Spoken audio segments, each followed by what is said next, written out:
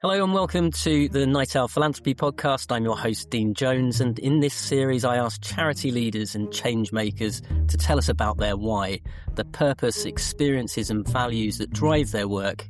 And each episode goes beyond campaigns and job titles to uncover the real stories and motivations behind social impact leadership, exploring what it takes to stay resilient, purposeful and compassionate in a demanding sector. Today we're leaning into those themes through the lens of youth homelessness, housing and opportunity, and I'm delighted to welcome Simon Green, Chief Executive of Milton Keynes YMCA, an organisation providing safe accommodation, support and pathways into work and education for young people who might otherwise be at real risk of homelessness and isolation. Simon, thank you so much for joining me. Let's begin, as we always do on this series, with that key question: what is your why? You've led Milton Keynes YMCA through some very testing times. When you strip everything back, what is your why? What keeps you in this work with young people? Yeah, hi Dean. Good to be here. It's a short but very big question, that one, isn't it? So, yeah, what's the why? Well, I guess the first thing to say is I've always been very committed to doing some form of public service. I guess I'm motivated to impact the world positively and make the world a better place. And the YMCA just turned out to be a sort of perfect environment for me in which to do that. We have, as you've alluded to, it's just a lot of challenge in my time here, and it's just a lovely sized organisation because, and we're lucky, the YMCA's got that sort of international brand. Who's heard of it might not know what we do, but they've heard of it and they even know a song about it. So it's recognisable, but it's still quite a small organisation. It's local, and the beauty of the YMCA is you can never get too far away from the front line. You know, the recipients of our service are very loudly and very vocally present in our environment, so keeps you humble and keeps you close to the front line. So that's great. But also, I mean, I've got actually quite a personal connection to this YMCA, going back into my past, and that sort of keeps me very motivated. I don't know, I don't really have that separation between the YMCA being a workplace. I just feel like it's an important place in the community in which I live. Great. And so when people ask you what you do, how do you usually introduce yourself and explain your role at YMCA? Well, the truth is I'm not a particularly social person, so I don't get asked that by people that much. When I do, I guess I'll probably try and avoid the conversation a little bit. I'll tell them I work at the YMCA. I guess I'll sort of talk about us providing housing and support to young people, and then tend to talk more about the challenges that young people experience these days in just finding a decent place to live and opportunities to get on. And can you take us back to the point where youth homelessness and exclusion in Milton Keynes specifically stopped being sort of an abstract issue and became something that you felt personally responsible to act on, if that's how you feel about it? Yeah, well, so when I came to work at the YMCA, I'd not worked in supported housing before, so it was a little bit of a mystery to me, actually. You know, what's the environment going to be like, supporting young people? Back then, we very much did see ourselves as a homelessness service. We had a homeless hostel, and I was sort of intrigued by that. I guess the thing that struck me most when I first came is this wasn't you sort of have visions of what homeless people look like and are like, and it wasn't like that at all. And these were young people that looked the same as any other young person. You know, you walk past these people in the streets, you weren't going to recognise them as homeless. So it was a bit of an eye-opener for me. And that was sort of 2009. I started working at the YMCA. Over the next few years, Milton Keynes did develop quite a significant homelessness issue. It became a very visible problem for the city, probably particularly around sort of 2017, 18. It was as Milton Keynes was coming up to its 50th anniversary, actually. I remember walking around the town centre and counting the number of homeless encampments, and there were 49 homeless encampments that I counted in the underpasses in central Milton Keynes, and it was out of control, and it became a hotspot, and national newspapers were starting to write articles about it. And it's to the credit of the local authority, actually, that they implemented the Housing First scheme in Milton Keynes and rehoused all of those people. So it became far less visible. But I know we've got inbuilt systemic issues in this country around how we produce housing. That means we don't produce enough affordable housing for people per se, but I think young people get the worst end of that, because when they're going out in the world to find their feet and become adults and start working, we're not providing the very foundation that they need in terms of providing homes for them. So was there a particular young person or situation early on that, I know you mentioned about the 49 homeless people that you counted out in Milton Keynes at one stage around 2017. Was there a particular situation early on that sort of really crystallised for you why YMCA has to exist in Milton Keynes? Yeah, well, actually, this is where my sort of personal connection comes in. So I came to work in 2009, but 10 years before that, in the late 90s, when I was at university, and when I finished university, my sister lived at the YMCA in the old flats before we'd knocked them down. And my best friend also came to live at the YMCA for a year. While we were at university, my friend's parents had split up. His dad had had an affair, so he came back and found himself homeless, actually. He was angry with his dad, so wouldn't move back into the family home, and his mum was then living in a bedsit, so he couldn't stay with her. So he came to the YMCA because he was in a homeless situation. He spent a year living in the old flats here, and I spent a year sleeping on his sofa. So we thought it was great. We were both 21 years old and had that bit of independence. But at the same time, my sister lived in one of the flats here, and she'd grown up. She was dyslexic, and that went undiagnosed until she was 15. As a result of that, she never got on very well at school. She really struggled academically. She was bullied as a result of that. And because school wasn't a good experience for her, she truanted quite a lot. She was quite a feisty character, so there was sparks flew a lot of the time. So a quite challenging upbringing.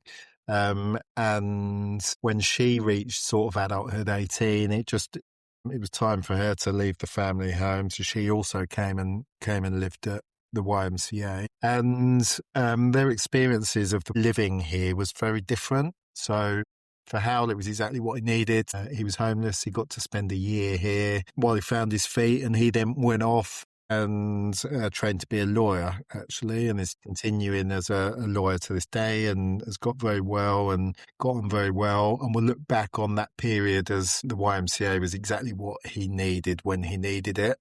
My sister had a different experience. She got involved in drugs while she was living here and became a heroin addict, basically, while she was living at this YMCA. And that was obviously a very traumatic experience for our family, and the legacy of that overshadowed the rest of her adult life, actually. And she passed away a few years ago.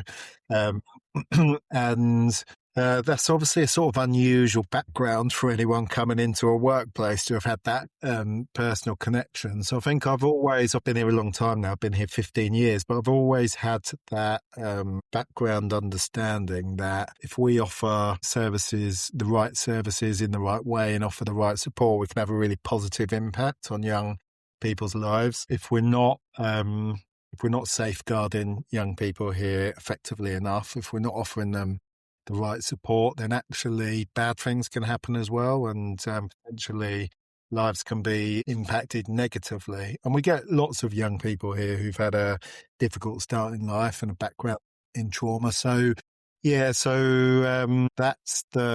the experiences that really continue to drive me my work, and I see those sorts of shadows of that in lots of the young people that we support. And in fact, only on Saturday just gone, I bumped into a young lady who in the supermarket whose experiences have a lot of similarities to my sister. She reminds me of her in some ways, and we were talking about her experience of being at being at our YMCA and how that's impacted her positively. And she had a child with her, a young boy, and she was very happy and well.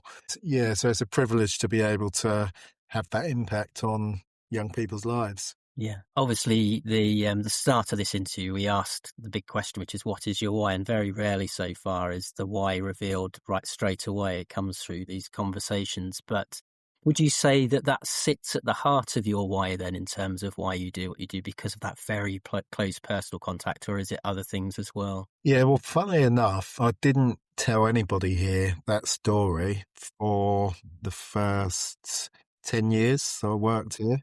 And not because I particularly wanted to keep that to myself. I think it just didn't occur to me, in all honesty, just what intense motivation that had continued to be.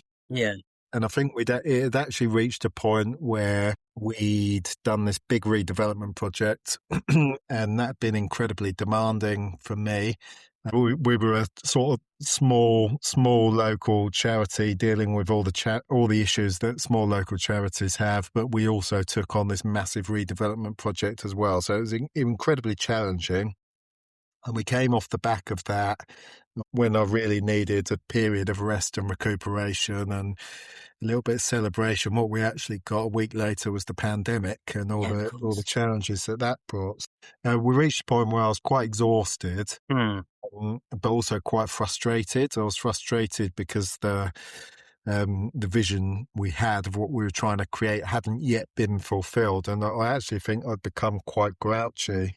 And a lot of my staff, I'd noticed that I was sort of impacting some of the staff quite negatively, and I was nitpicking and criticising things, and I could tell that I didn't really have the hearts and the minds of the team. And it was only at that point that I thought, you know what, you need to share with people why this is so important to you and what it means and why you're being so demanding and why all the details really mean so much. And so it was at that point that I first shared this story with my team. And yeah, it was quite an emotionally sort of fraught conversation, really. I felt like I was bearing my soul a little bit. So yeah, I think the sort of penny dropped for me at that point, but that was such an impactful thing to do. And I think once the team saw that vulnerability and understood why it mattered so much to me, everybody else got a bit more bought in. And I think that we've gone from strength to strength since then, really. First of all, thank you very much for sharing such a personal sort of insight, both from your friend's perspective, who, as you said, has gone on to achieve great things. Is he still in Milton Keynes? He's not. No. I'll need to invite him back. He hasn't seen the new building. Has he not? Okay. No. And obviously the information you shared about your sister, and obviously very, very sorry to hear that. The next section was going to be on sort of early years and tough periods, and obviously that would most certainly be included within that. When you first stepped into leadership at YMCA, what did the organisation look and feel like on the ground? You've talked a little bit about that in terms of what your friend and your sister experienced, but can you sort of describe in more detail what that looked like? Because it was very different. It was very different, yeah. I mean, I'd had that sort of background perspective of spending time in the YMCA, and in all honesty, when I'd visited it then, it was a little bit run down. The facilities were run down. And so coming about 10 years later, I'd say I was probably shocked, actually, at what I found, certainly disappointed. I think a lot of the people that came to live at the YMCA felt they'd hit rock bottom. And I think our YMCA basically said to them, yes, you have, this is rock bottom. We had some facilities which were 40 years old and hadn't been maintained very well. We had original kitchens and bathrooms that were sort of rotten and falling off the walls. We had the intercom system to our flats had broken, no longer worked. So if anyone was visiting anyone, they'd have to shout or throw stones at people's windows. This was a sort of pre-mobile phone age. That made for a really sort of grim environment. There were always people shouting, and so it was quite moody. The place hadn't even had a lick of paint for years, so it just didn't feel like a positive environment for anybody to live in. And we were putting large numbers of vulnerable adults there. The properties were unfurnished. It felt very grim. And I spent sort of my first 5 years really at YMCA trying to improve all of that and trying to find funds to invest in the facilities and just trying to build more of a positive community. Yeah. And you've spoken before about those periods where things were tight and the future was uncertain, but what did that actually feel like for you as a leader? I think you obviously talked about having to be really honest with your team about that period during COVID, but I think there are things that predate that. I think that it was a difficult one because we'd had when I came, there was a staff team who'd been around for quite a long time, and it was a good group of people, but I felt like the circumstances they operated in really didn't work in their favour in trying to be sort of inspirational to the young people we were trying to support. I'd love to say that I had a really positive vision of the future and that I unveiled this positive vision and led our people towards the promised land of, all the great stuff that we offer now. The reality is I didn't have a clue what I was doing. Before coming to the YMCA, I'd had only some very junior management experience.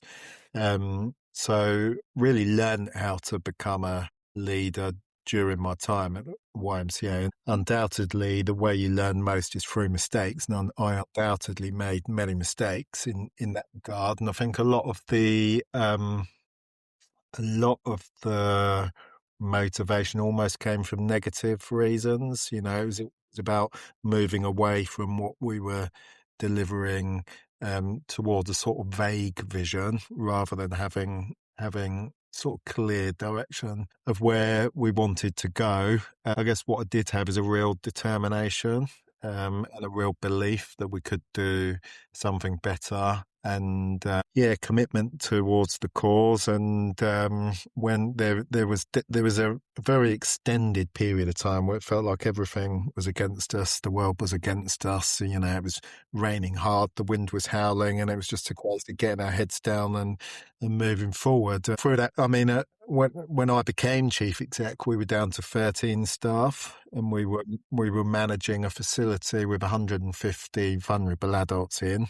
Lots of mental health distress, lots of chaotic behaviour. We were also doing a £20 million redevelopment project without any skills and expertise in that area.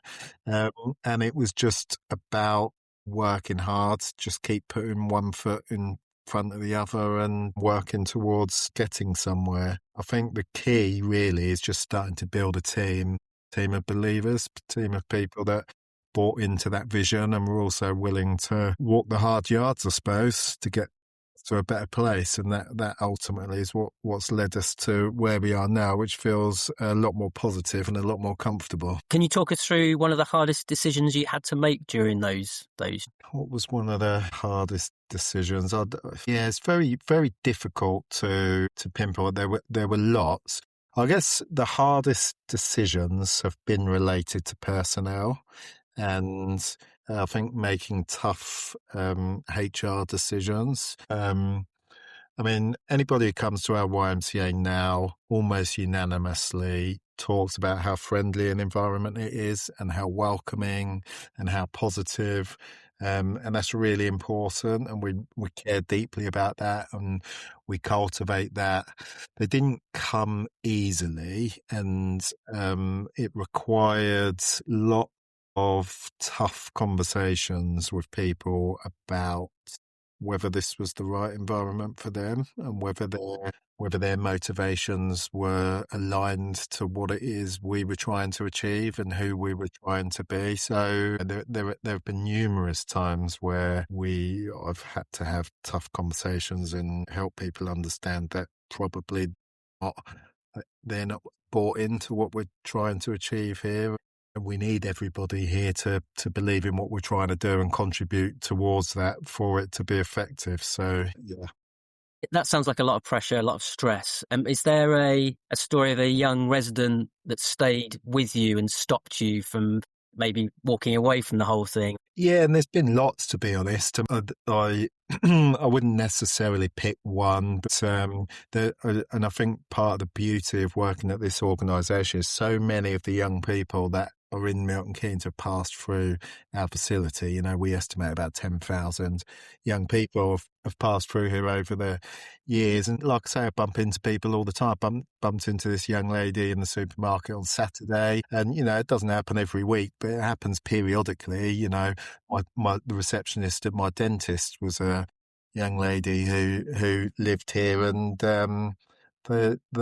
even when things haven't gone brilliant. So the girl I saw the weekend was evicted from here, actually. But even unanimously, all the time, they'll reflect on the kindness they received here, the support they received here, and they look back on it as fondly and as a really important time in their life. So, I guess that's one of the joys of doing this work. Also, often what we try and do is believe in them even when they've sort of lost that belief in themselves. You know, a lot of them will be come to us at a period in their life where they may be a little bit lost and frustrated and angry and probably not at their best. And, our team have become very skilled at helping to support them with all of that emotional turmoil and calm them, investing in them and supporting them and helping them to create a more positive vision for their own future and start to pursue that. That sort of thing's invaluable, isn't it? Yeah, absolutely. You talked about failure, sometimes making mistakes and how you learn from those mistakes. It's not like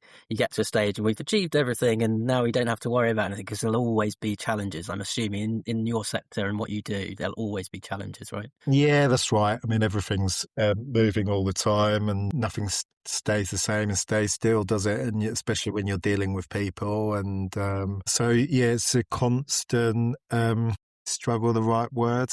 Constant challenge, I guess, but yeah, that's what keeps it interesting. Yeah, and so what do you think you've learnt most from those challenges that really gives you a sense of what it really takes to run a youth charity, which is essentially what it is, or a charity for younger people? I think probably my biggest learning, and it applies in this environment, but probably applies anywhere, is that you've got to start from a foundation of honesty. I think to be truly successful and to have a really high-performing team and culture, basis has got to be trust. Trust is a very difficult thing to achieve, and I think it can only be achieved through honesty, and honesty requires you to have difficult conversations. It requires you to hone in on the difficult stuff, the stuff that it might be easier to shy away from. And I think what I've learned is that the more you shy away from the tough stuff, the more it festers and becomes a problem and undermines everything else. So I think you've got to hone in and work on that tough stuff. And through that, you build trust. And from that trust, you get commitment, and then you start to achieve results. And that is something which you can't just do it and then relax and say it's done. It requires constant attention. And I think that's the key to success. Yeah. To me, what it reminded me of is when you see these programs about people that go to join the army and they get broken down and then rebuilt into something that can actually contend with all of the things they have to contend with. And your story sounds like you've gone through that process, and you might not say you've come out the other side yet, but I would say you've come out the other side as this resilient, ready to take on any challenge. You seem to have now all of the armour you need to be able to contend with all of those different things that get thrown at you from one day to the next. Am I right, do you think, in saying that? Yeah, I think that's the case. I think I've learned how to be a leader through adversity. I do feel very comfortable being myself because I feel like we've been through so much and experienced so much that I know how to handle it. And there's a guy. One of the great things about being in the YMCA network is there's lots of other YMCA chief execs doing the same work in different areas, and we come together every 6 months at a conference. And there's a guy I get on well with at another YMCA, and he said two things to me. I was going through that really tough period. He said to me, "Whenever I see you, Simon, you look like you've just staggered backwards out of a Wild West saloon bar," which was, that's how I felt at the time. Yeah, I did yeah. feel like I was just trying to stay on my feet. And he said to me at another time, he said, "I get the impression with you, Simon, if you got hit by a nuclear bomb, when the smoke cleared, you'd still be there standing." Yeah, I yeah. thought that was quite a good Yeah, analogy. I think that's a great analogy. Thank you for that. So I'm going to move on to sort of understanding what MKYMCA looks like today. And for listeners who might think that, and I think a lot of people think YMCA is just a hostel, how would you describe what MKYMCA actually does for young people now? What does it actually do that changes their lives and gives them a new start? Yeah, well, I think probably the easiest shortcut is to say that it's a bit like a university experience for young people who wouldn't go to university and don't go to university. That's sort of what it has evolved into. Mhm. We've got our facility in Central Milton Keynes got 206 rooms and flats here, some of which are shared. So we've got about 225 young adults living here at any one time. The accommodation is first rate. It's 5 years old, but it all looks brand new. And that's because it's valued by the young people that live here, and it's valued by the team who who are very committed to what they do and keeping it first rate and really believe in what we offer. It's a very supportive community, so any young person that comes and lives here feels at home, and they love being here, and they build really positive relationships with our staff team and with other residents. We're all about trying to make people enjoy themselves. We do lots of activity. In fact, we're taking a group of residents to Centre Parks in a couple of weeks, so for a residential experience here. So there's a bit of squabbling going on here at the moment about who's got the places to go to Centre Parks. Okay, so not everybody can go. Not everybody can go, unfortunately. And so it's those residents who are doing what we feel, or most effectively doing what we feel they need to do to move That's their good. lives forward positively. Are you using that as an incentive then to make positive steps? Yeah, incentivising and rewarding. And listen, we're a professional service, so we have to be careful around professional boundaries. But ultimately, I occasionally say to staff, we need to think about these young people in the way you would your own kids, really, and we should want the best for them, the same as you want for your children, and we should be always striving and aspiring to offer the very best that we can, because it's in doing that we can really impact on them, and the more we value them and what we're offering them, the more they value themselves. So we're always aspiring to do things the very best that we can. The best way, in all honesty, for any listeners to get a sense for the place, if they haven't been here, is to visit our cafe, Home Ground. When we decided to build that, there weren't any independent cafes in Central Milton Keynes, and so we wanted to create one. And I think anybody who goes there loves it because they love the just the vibe of the place. They like the way they're treated by the staff. The quality of the coffee and the quality of food is first rate. It's a really, really attractive environment. And again, anybody who comes in there for the first time is surprised. And that's how I can't really believe that this is your YMCA. And that quality feeds through the whole organisation now. We and I are very demanding, always expect the best. One idea that we haven't fulfilled yet, I remain very committed to, is I'd like us to recruit our own driving instructor. I'd like us to offer free driving lessons to all residents while they're living here, because we're always thinking, what's the best service we could possibly provide to young people? We've got clinical mental health counselling, because so many of our young people require that. We've got an employment service, so we're routinely supporting young people into employment. And it's just it's a joy, really, to be able to provide all of that.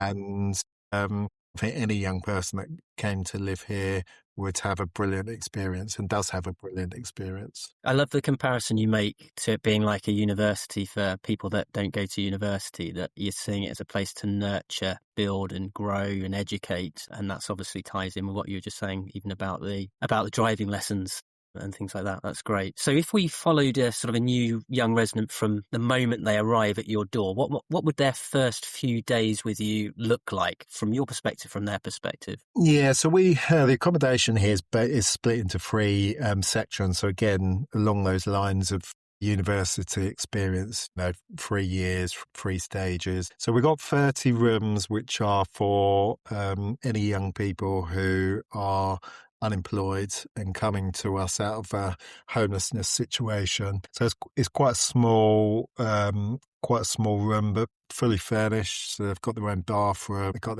their own furniture, they've got a TV and Wi-Fi in their rooms. For a lot of these young people, they might not have had their own private personal space for some time. They might have been sofa surfing. They might have been in an overcrowded family home, sharing a room with brothers and sisters. So the ability for them just to shut themselves away and decompress is important, and we respect that. And then what we'll do is start to build relationships with them, so they would get a dedicated support worker as soon as they move into the building. And we've got activity staff who will get to know them. So that's about helping them settle in, making them feel like part of the community. And we'll start to invite them just on simple things, really. Like we do a group walk a couple of times in the week, and they get free gym membership as soon as they move in. So we'll invite them to, they can go on their own, or we'll invite them to a group session. We do quite a lot of craft-based activity, music, all sorts of stuff, really. So we try to get them linked into something that they might enjoy. We use our cafe at night. That becomes a sort of a canteen restaurant for residents. So they'll go and get a free meal downstairs. And again, that's a sort of community activity. So yeah, that's it really. We try and we try and apply a sort of gentle pressure throughout the whole time that our residents are with us. So we're always trying to encourage them to do things that are going to be beneficial to them. But being gentle is really important. And, we use a tagline, supporting young people to belong, contribute and thrive. And we take that really seriously. Making them feel like they belong. Mm-hmm. This community is really important and is a prerequisite to anything else that we might do. Yeah. What would you say tells you that you're getting that right? How do you know when you're getting that right, that feeling of belonging, the atmosphere that you're creating to get them to that stage? Yeah, it was quite interesting, really. So we've got a team here now who are very focused on data and demonstrating impact, and we do all sorts of impact reports. And we've had the University of Northampton has done a thorough assessment of our service and written big reports and stuff. And so for some of our funders, we do all of that. And I understand that that's got a place, but for me, you can sense it, and it's just it's in the faces of people you see.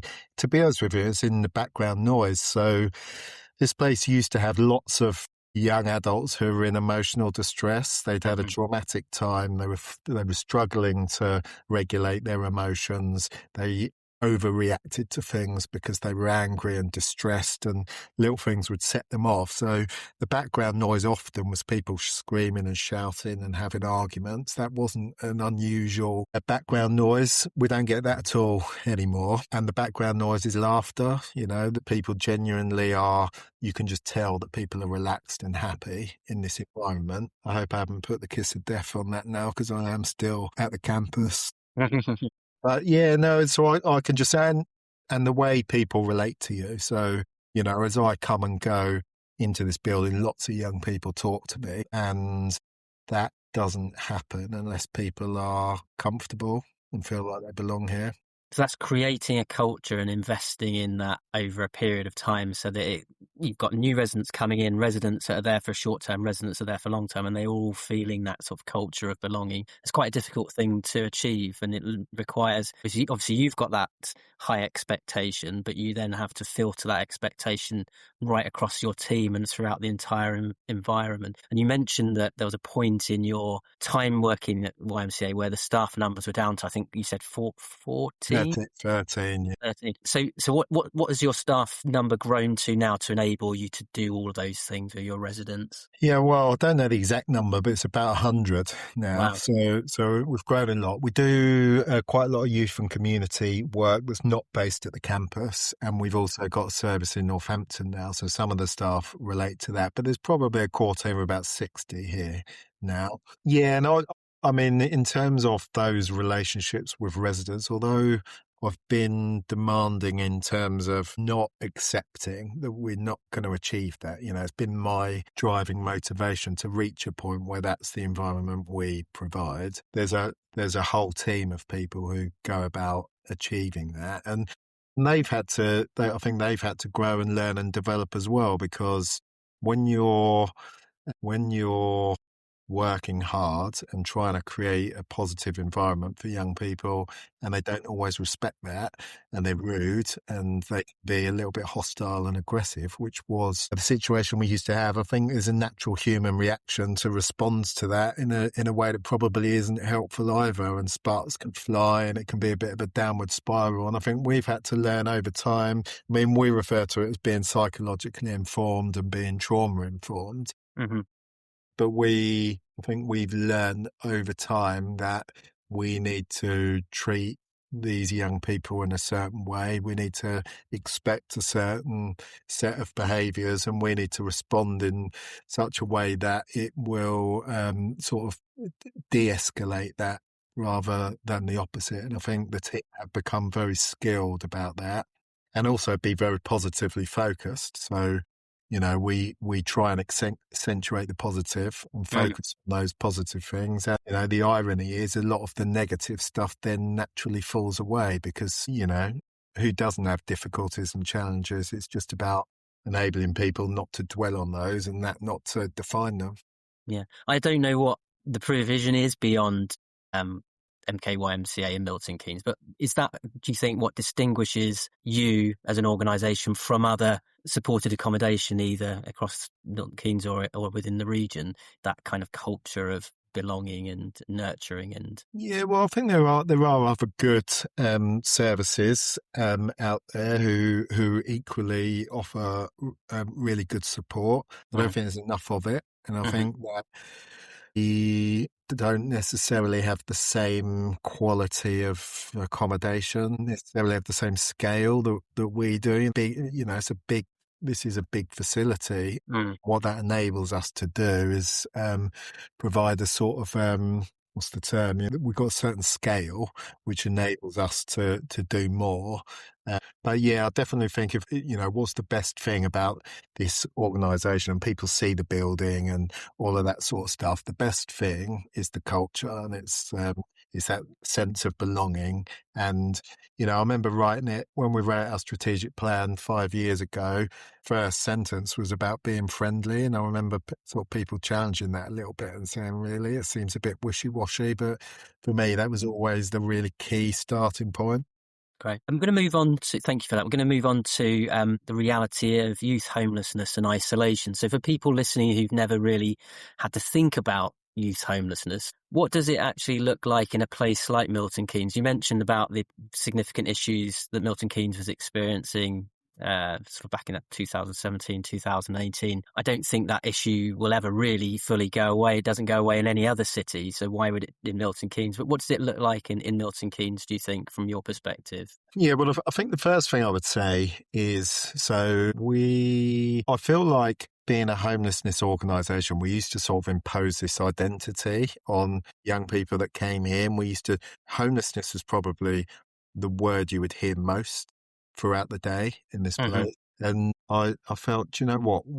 Rather than treating this as an event that people have experienced that they want to leave behind them and move away from, we were sort of using it as this identity for people. There was a period in time where I said, you know what, I don't want anybody to use the term homeless anymore. Don't want to hear it. It's banned. And that was very difficult for the staff at the time to comprehend. I think they thought I'd sort of lost the plot a little bit, and particularly our fundraising team. They wanted to use that as a means to sort of draw an emotional hook. heartstrings, exactly, and get support. So So the first thing I would say is we very deliberately don't use that focus anymore. But of course, almost exclusively, the young people that come and live with us have experienced homelessness or challenges with housing. And I think it's a massively significant social problem in this country, and I think it's massively underestimated. And I know that there are structural problems that mean this is not going away. It's going to continue to be a problem, and it's going to worsen because the way we build housing in this country is market-led. The market wants to build homes for people with lots of money, predominantly, and they're required to provide a certain amount of social housing. But local authorities will always prioritise people with children and families. Probably rightly so. So the relatively small amount of social housing that is produced gets filled up with families, usually in overcrowded positions. Actually, what often happens is we build flats and then families get put in the flats and that becomes overcrowded quite quickly. And then young people are completely squeezed out of that. They're not given an opportunity. And actually, so homelessness legislation was brought in this country in the year I was born, 1977. So that was the first time local authorities were made responsible for homelessness in their districts. And there was such a sort of uproar from local authorities saying, how do you expect us to house all these people all of a sudden without additional resources? The central government agreed to put in a temporary criteria, priority need criteria, that it was only people with children or people that had had a fire, or I can't remember all of them, but there's 6 priority criteria that were introduced just to manage that initial demand. Here we are 48 years later, and those temporary criteria are still in place. So a young person will go to a local authority, and the local authority is under no legal obligation to house them. And so without organisations like ours, there'd be so many young people just with nowhere to go. What different forms does homelessness come into in terms of young people in it? Yeah, well, so the people that have done research on this area report that 1 in 97 people in Milton Keynes is homeless or in insecure housing. So that's obviously a staggering amount. And, 1% of the population in Milton Keynes, we're 350,000 person city. So you're looking at 3,500 people who are not housed adequately. And some that's of those, at any one time.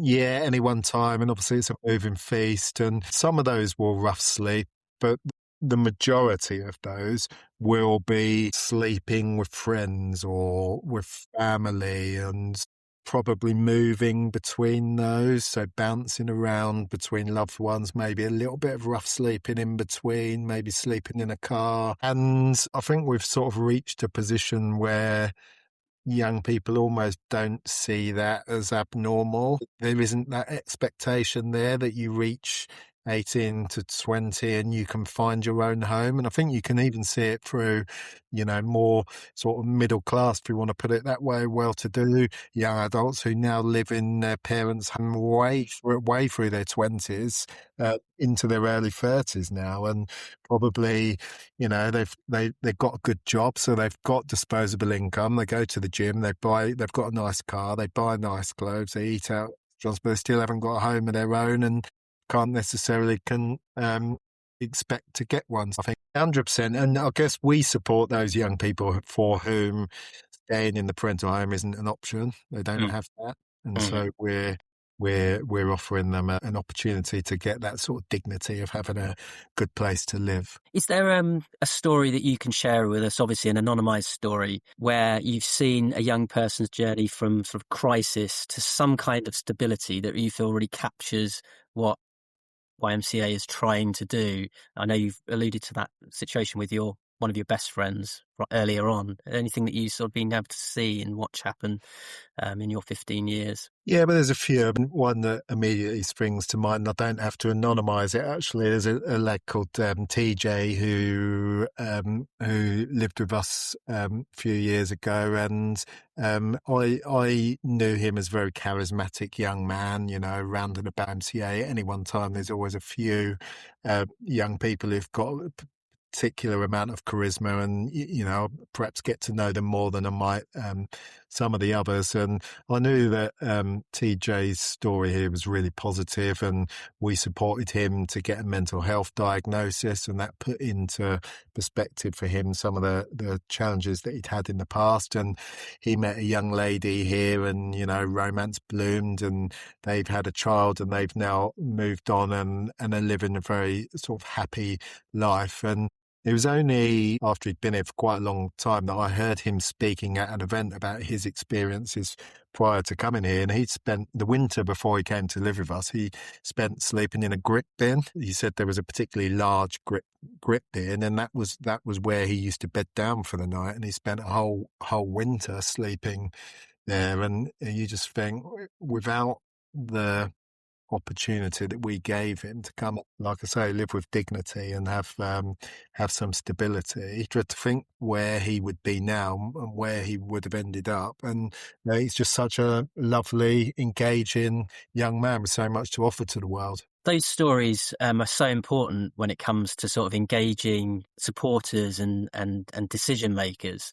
But you also said you wanted to steer away from talking about homelessness or reconnecting homelessness with YMCA. So how do you go about engaging supporters and decision makers without that sensationalism? You've taken somebody from a grip bin to a family, and he even met his partner at the YMCA and had a child from that point onwards. That's an incredible story. So how do you do that? Yeah, well, I think actually, to be honest, the bigger issue is that the team here don't recognise the life-changing impact that they just have day in, day out. So they start to see it as routine. I remember when we first started to do some sort of comms and marketing activity, the staff that we brought in to do that, speaking to the operational team and saying, share some stories with us, and just getting blank looks, really.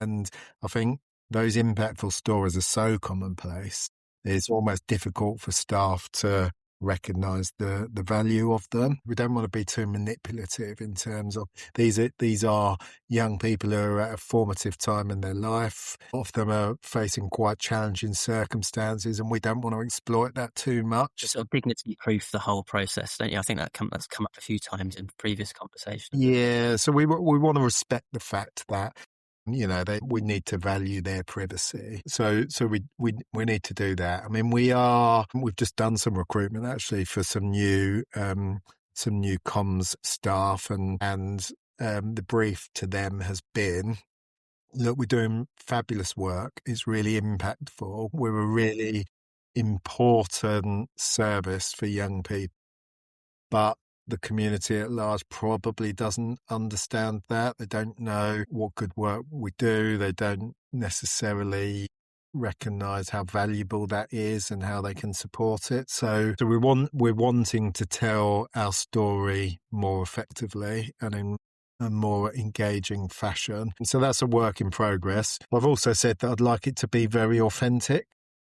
This is an environment that's about young people, and they can be quite a loud group of people, maybe not the most polite people in the world, but that always, well, actually, I'm doing them a disservice there. What I mean is they're loud.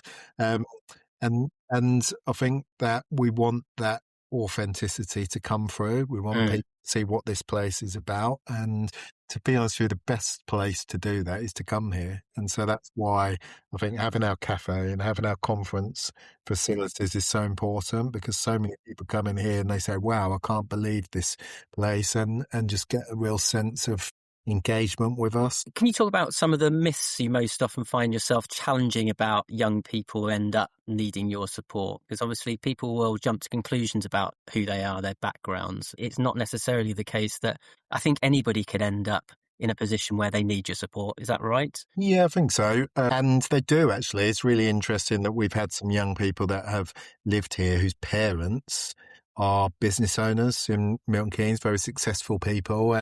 Just for one reason or another, the family dynamic hasn't been working at that time, and they've needed to live somewhere else, and we've provided a really positive platform for that. I mean, you've heard me talk about my own sort of personal relationship. And again, I say to my staff team, would you be happy with your children living here? And if the answer is yes, then great, we're doing our work well. And if the answer is no, then we need to focus on that and ask ourselves why not, and put that right.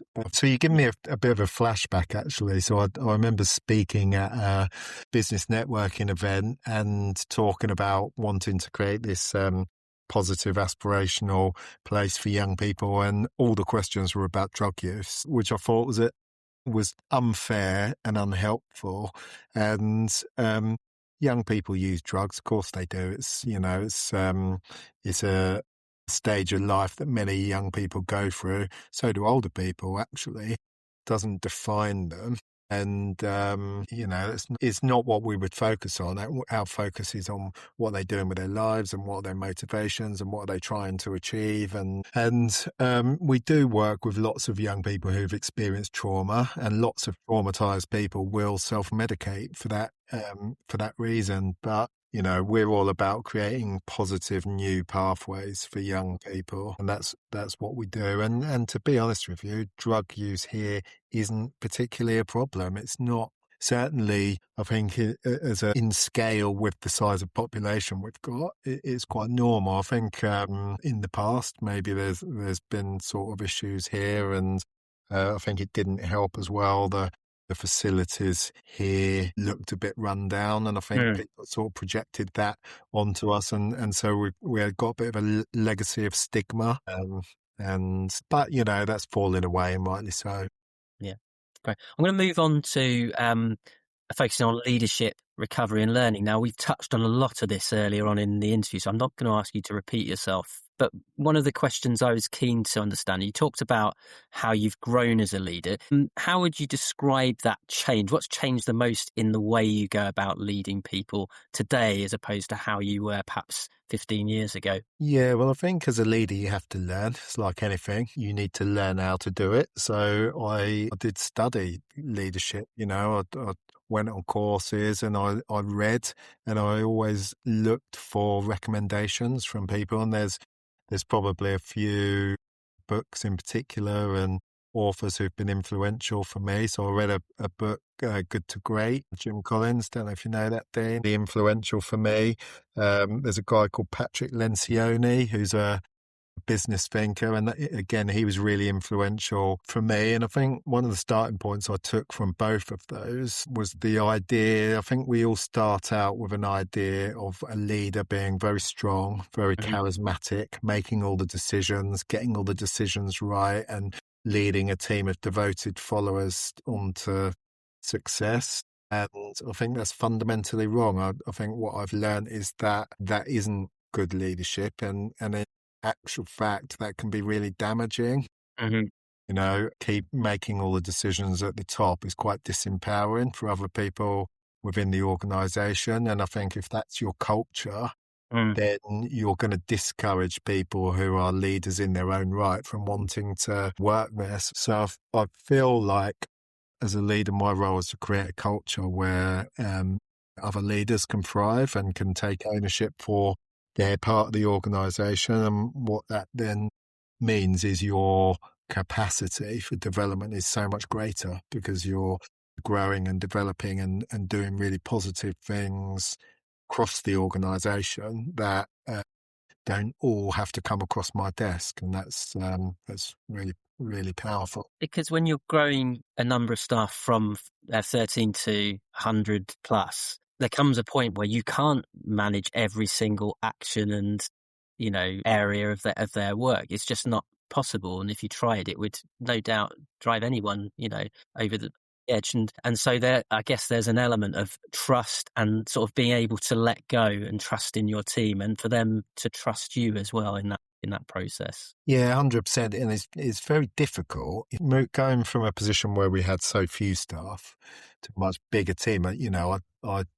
I almost feel like a sort of founder, really, because there was a point in time where we knocked all the facilities down and built a whole new team, about a whole new service. It was wonderful to have the opportunity to be able to do that. But because I was so involved in all of that, there was a period of time where everything did come across my desk, and it was like Simon Says, actually. It was, Yeah. why are we doing this? Simon Says, Simon Says. And so there was a period of time where I had to work very hard to move away from that culture. And there was a period actually where I completely disengaged from all of that decision making and said, I want you all to step up and take ownership of that. And that was difficult for everybody as well. And it's difficult to do that if you are still very particular.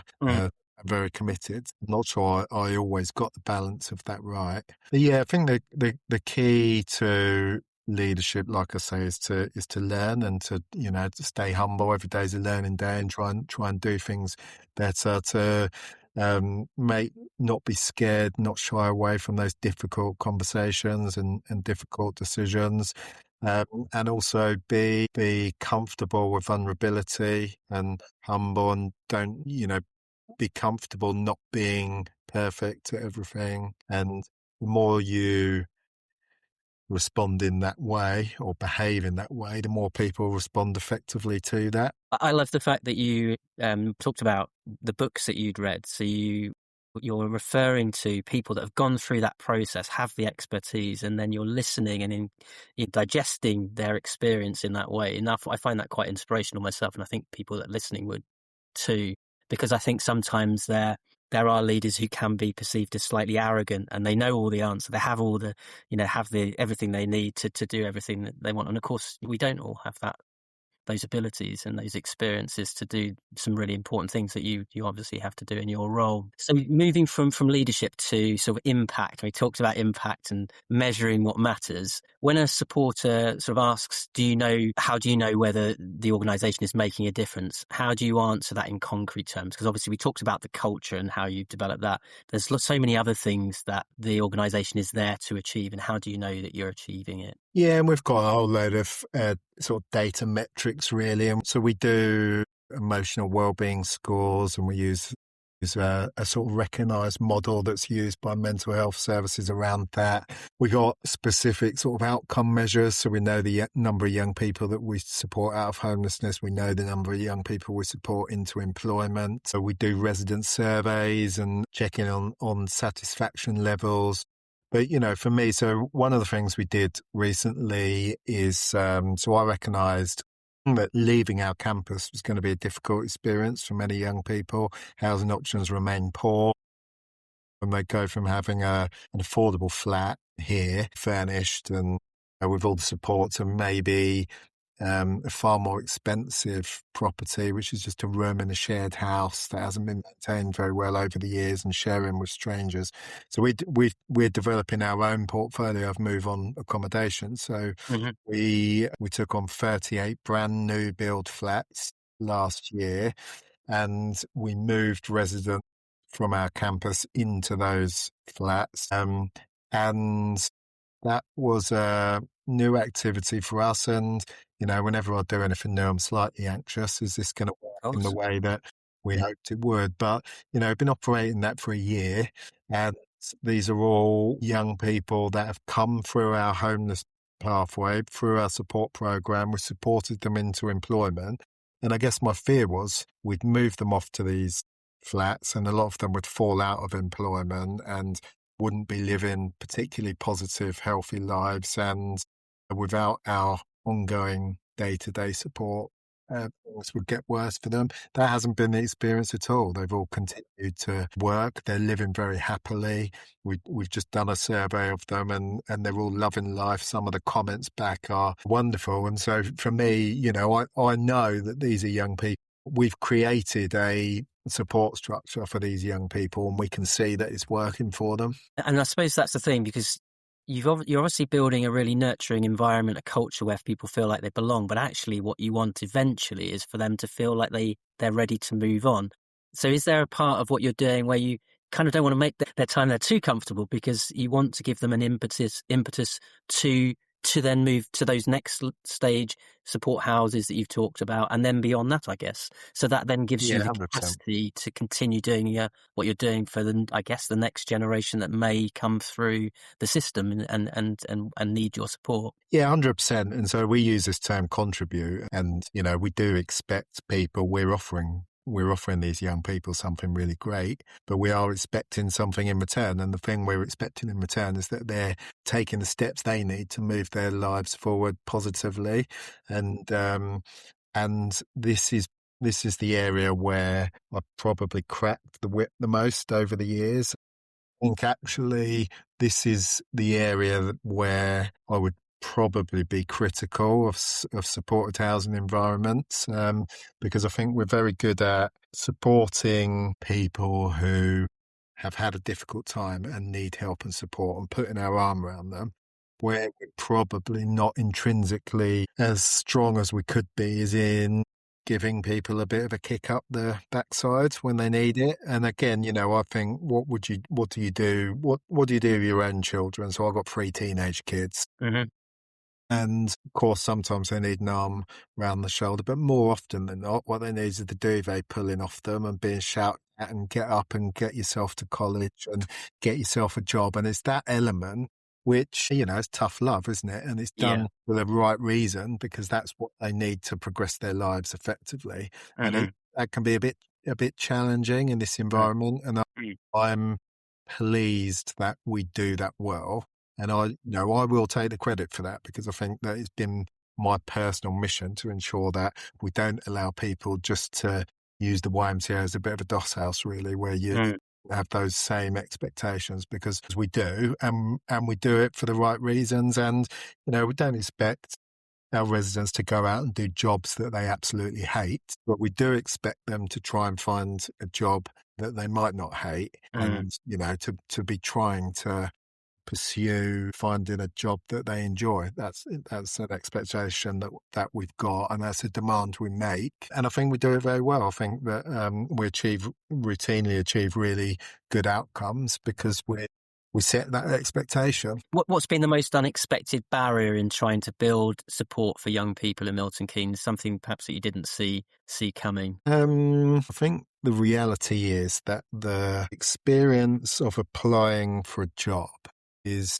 quite an intense one. It's challenging for all of us, right? So we go for an interview for a job we want, and that, your heart's racing and you're feeling nervous, and, who really enjoys going through that interview process? But I think if you're more emotionally challenged than others, if you're used to being victimized or bullied or not particularly valued, if you haven't been particularly successful at school, then that situation is even worse. And I think if you're going to a nice looking building and you're going in and meeting a load of very professional, well-dressed people, and you're having to sell yourself, that's a terrifying experience. And I think a lot of our young people shy away from pursuing work because they're so terrified of intimidated by the whole experience. Yeah. We had a really good experience where we were speaking to the Holiday Inn, actually, in Milton Keynes, and we were talking about them providing employment support. And the manager at the time said, look, why don't you just invite a group of your residents? Don't tell them that this is a work-related event. Just say to them, would you like to come and see the inner workings of the hotel? So we invited them. They got a tour of the hotel. They got to go and see the leisure facilities. They got a really nice buffet lunch. So there were 8 of them, and they were all sat there having lunch thinking, this is great. They'd been chatting to the cleaners and they were really enjoying themselves and, seeing areas of the hotel they wouldn't ordinarily see. And then the manager came over to them and said, are any of you interested in working here? And all 8 of them, their hands shot up. And I think in the end, 6 of them did get jobs there. And I guarantee you, if we'd have said to all 8 of those, we've got you an interview at the hotel, none of them would have turned up. What a really innovative approach to dealing with that intimidating experience. That's something that perhaps should be adopted more. Yeah, but I think the world of work has become a lot more informal, hasn't it? And a lot more flexible since the pandemic. And I think that's positive. And we should continue to do that. If you could change one thing in the local system tomorrow to improve outcomes for young people, the young people that you work with, what would it be, do you think? I think probably a wider understanding that there is an issue. I feel like the local authority are working incredibly hard in incredibly trying circumstances because they've got far too many families with children that can't find somewhere decent to live. They've got far too many young people who need to go into care and they haven't got the appropriate places for them. So they're fighting those fires. Our client group just don't get a look in really in that regard. And I feel like, our society has been very obsessed with money and markets and consumerism and less so on just meeting the ordinary needs of ordinary people and offering everybody a dignified life and decent set of circumstances. And if that doesn't change, life's just going to continue to get harder and tougher for everyone, actually, I think. So that's what I think needs to change. And what would good collaboration look like between a charity like YMCA and perhaps the local authorities, the schools, the health services, the employers? What could that look like in practice, or what does it look like when you see it happening from your own experience? Yeah, well, it's a very good question. I think that so many of our vulnerable young adults will have touch points with so many different organisations. For our youth and community work, there's lots of young people who have stopped going to school for one reason or another, have developed mental health issues that require support. They might also have issues around neurodiversity. There might be situations going on in the family home where there's sort of concerns about risk, and then they might be being considered to need to go into the care system. And I think there's lots of very well-meaning professionals doing their best, but they're all coming at it with a certain set of constraints. Mm-hmm. And so trying to put that young person right at the centre of all of that and meeting their needs is really difficult. And I know because I see it, we don't have the right resources and the right facilities to provide the support that's needed. So, we want to try and grow and develop our accommodation-based services because it can act as a platform. It's a base. If we can provide a safe home to young people, then we can work with all those other agencies to provide the support they need, and we do. We've got links with all sorts of other organisations, and through that you can achieve better outcomes. Take yourself back for 15 years and imagine you were talking to that Simon Green 15 years ago. So for anyone who's sort of considering a leadership role in youth or homeless sector, what would you tell that Simon Green now, the most honest piece of advice in terms of what they're about to embark on and what that might look like and what they could do to make a success of what they're doing? I think don't be drawn into trying to pretend that you know more than you do and that you're better than you are. We touched upon that already. So I think just be honest, seek out help and try and learn and improve. I guess don't be afraid to make mistakes and learn from those mistakes. And I guess the most important thing is just do what you love. And if you're motivated to do it, then, before I came to work here, I was doing jobs where I was not motivated to do them at all. And work was a chore.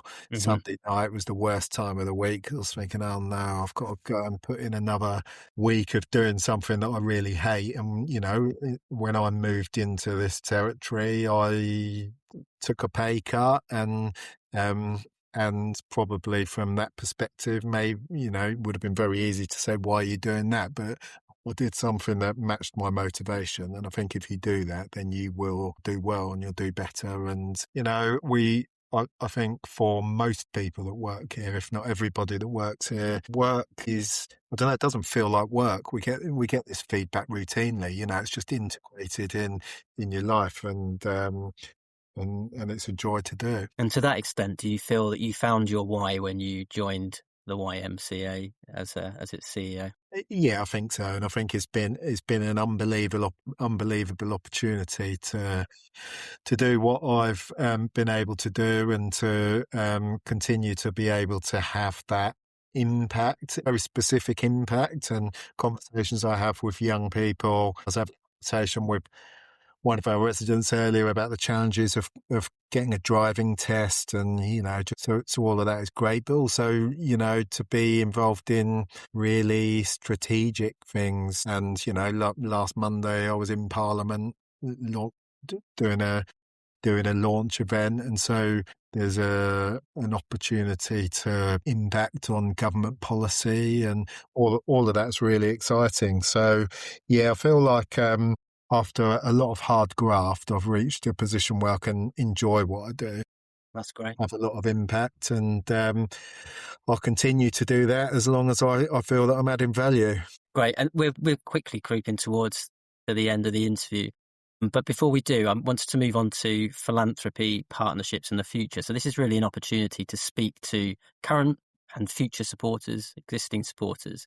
If you were speaking directly to a potential funder or corporate partner, how would you explain why supporting YMCA Milton Keynes is a smart and meaningful use of their resources? Yeah, well, funnily enough, last week I had good examples of both of this. So there's a company in Milton Keynes who've been very supportive of us for quite an extended period of time, and their founder has a sort of personal connection to the cause as well, and they're about to do some significant fundraising work for us, and they're talking about supporting us on an ongoing basis financially, and that's wonderful and obviously really helpful. But the conversations I've had with him over the years, and he said to me, what would success look like in our partnership?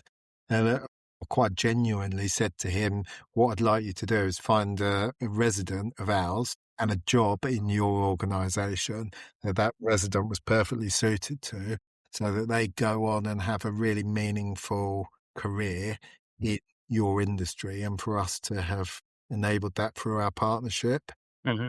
And we haven't achieved that yet. We've had a couple of attempts, but we're still very committed to that. So I feel like it's that partnership rather than being a transactional relationship. And we held an event here on Friday last week to celebrate. We've got a mental health service that was funded through the lottery, and we're halfway through a 4-year funding program. So we did a celebration event, but also focused on, we invited commissioners from the statutory services in Milton Keynes who fund mental health services, and that was about showcasing to them the high impact that service is happening, and the fact that in 2 years that funding will fall away, and if we're not careful we're going to lose a really powerful and impactful service. Sustainability is really important to us. Demonstrating impact is really important to us. And I guess what I liked most about that event was we had our young people in the room, young people that utilise the service, and we created an opportunity for that melting pot for the funders and statutory services who have responsibility in this area and our young people to all come together. And it was such a high energy and lovely event. Yeah, that's what we're all about. I'm a bit pretentious, but I keep talking about our YMCA just being a platform for people to work with young people and support young people. Mm-hmm. And so alongside those two examples, are there any other sort of kinds of support that you'd be looking for, whether it's funding, skills, jobs for young people, advocacy? What would make the biggest difference to help you achieve what you want to achieve, do you think? Yeah, well, all of the above. And, community fundraising is important. So if people are running a marathon or doing a cycling challenge or doing a golf day, all of that, of course, we'd welcome the support and we'd welcome the funding. But we're really trying to lean into this idea that people can come and support young people through our YMCA by spending money that they might spend anyway. So our cafe, our conference facilities, we want, businesses who need to hire meeting rooms or hold events or have business meetings over lunch, all of that, to be able to utilise this YMCA, and in doing so to be able to help fund the work that we do, help create employment opportunities for the young people here. And what's wonderful is we do it all so well. The quality of it is so high that people are always delighted when they do. And and they'll continue to use us, not just because they can support young people, but also because they get a really high quality offering. And so, it's delightful to be able to do that. So thinking like maybe 5 or 10 years into the future,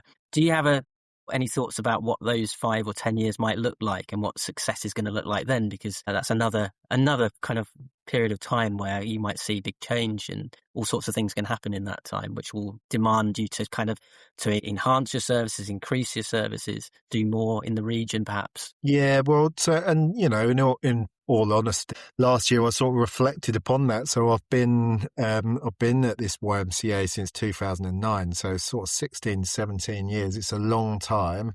We've achieved so much during that time, and I was reflecting last year, is it time for me to hand over the baton to someone else? If I'm not careful, I'm going to be completely unemployable. So do I want to go on and do something in another city? And so, that was quite a deep and meaningful reflection. Took quite a long time over that, and I was speaking to the chair of our board and some of my colleagues, and ultimately the conclusion was that I didn't feel the time was right to move on. And I got a lot of really positive feedback through that, and we're about to write a new strategic plan. We'll write that this year and launch that in the autumn, and I think that will have some exciting stuff in there. And I think that what I'll be looking to do is really embed what we've achieved so that it remains strong regardless of who's here. The culture's so strong and the routine work is so embedded that continues to be good. But then also a few new and exciting things that I think are necessary.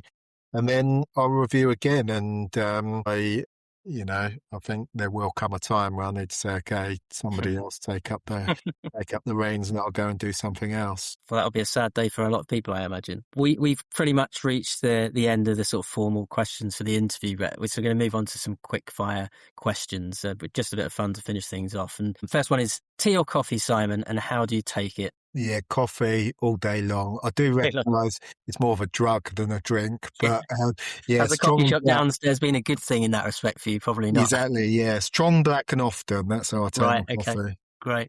And would you say you're more of an early bird or a night owl? Definitely a night owl. I don't like getting up in the morning. Yeah, okay, great. And after a particularly heavy day dealing with difficult situations, what helps you sort of switch off and reset? Well, yeah, lots of things. And I've got a very active family life and swim quite often on the way home. I like to crank my music up in the car and have a good sing-song. Mm-hmm. And the midlife crisis has arrived, and I bought a motorbike recently, so I'm looking forward to a bit of more sunny weather to get out on that. Have you always ridden a bike? When I was younger, I had a Vespa when I was in London, so I used to think I was Phil Daniels out of Quadrophenia. Yeah.